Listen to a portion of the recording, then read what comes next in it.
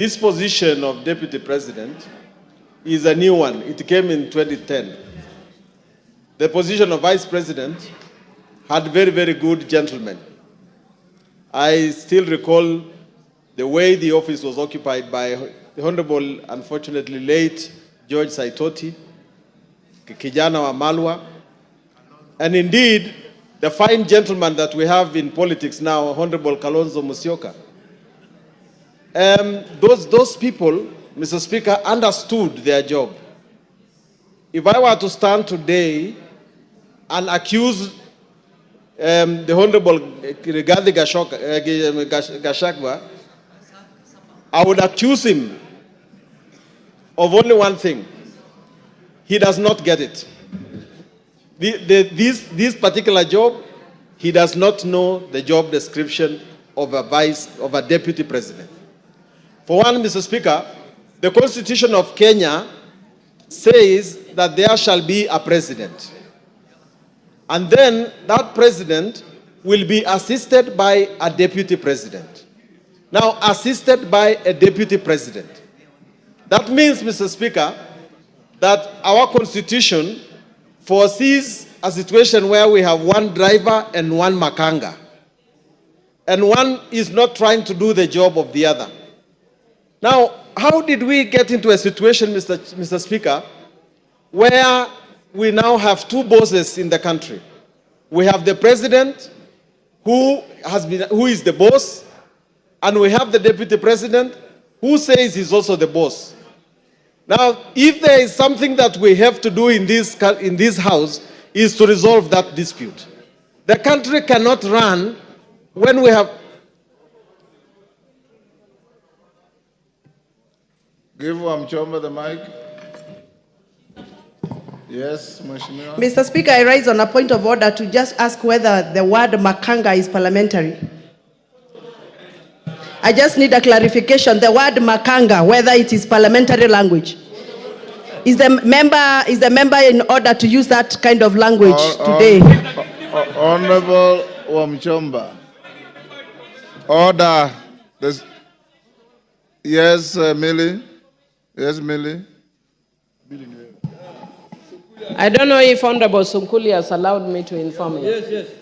Yes, Mr. Speaker, I just wanted to inform Honorable Sungule that you can use those words so long as you put in inverted commas, because you are reporting.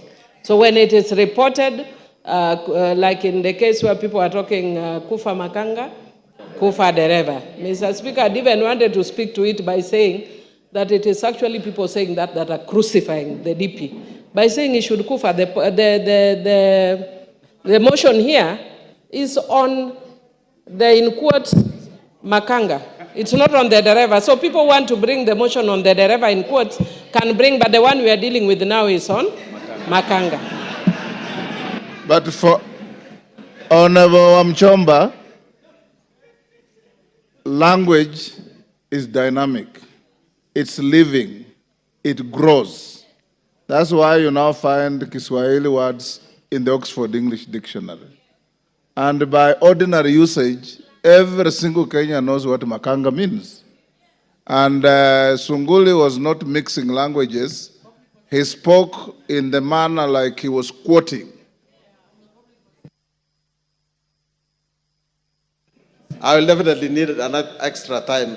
But Mr. Speaker, so our Constitution foresees a situation where the president and the deputy president operate in harmony.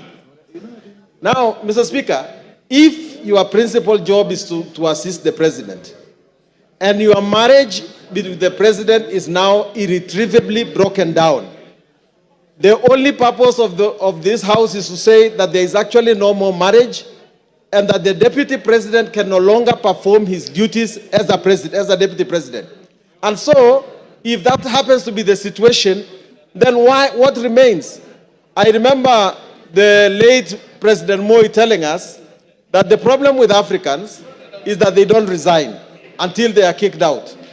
In this particular situation, because the marriage is irretrievably broken down, it ought to be the case that the deputy president ought to say, as a gentleman, that this thing is not working, I'm going to leave it. He has said that this is like a company. And in a company, people exist in order to have a common good. And the mixture of strategy and vision and deep understanding of their core business is what will bring fruits to this job. Mr. Speaker, I believe myself that there are two mistakes that have been made here that need to be looked into by this House. One is that the Deputy President ought to believe in the Republic of Kenya. Because if I look at the number of times, if I Google the number of times the Deputy President has pronounced the word Mount Kenya, and the number of times he has pronounced the name Kenya, the number of times he has said Mount Kenya are more than the times he has said Kenya. A person who takes the oath to be the Deputy President of Kenya must be a person who pronounces the words Kenya more than the one person who pronounces the words of his region. Patriotism. And secondly, the person must actually believe in his boss and must... Give him 1 minute. Mr. Speaker, if your core business is to work for your boss, you must believe in him. If you don't believe in him, what are you doing with him? The second thing is that you must believe in Kenya.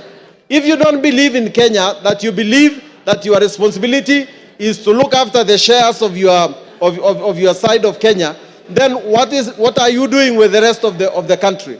Mr. Speaker, I want to finish by urging that next time we appoint a deputy president, next time the president appoints a deputy president, let him understand that that is a serious business. You must appoint a person who will actually understand that he's going to be a president if something bad happens. Don't do it just because he brings votes. Let us be serious about this responsibility, because that is where we are going wrong. Someone is saying that he qualifies just because he brought in the votes, not because he can actually appeal to the rest of the Kenyans and can be trusted by the rest of Kenyans. I therefore, Mr. Speaker, vote to impeach. Osoro. Thank you very much, Honorable Speaker. Honorable Speaker, from the onset, I want to state that I support this motion entirely without putting or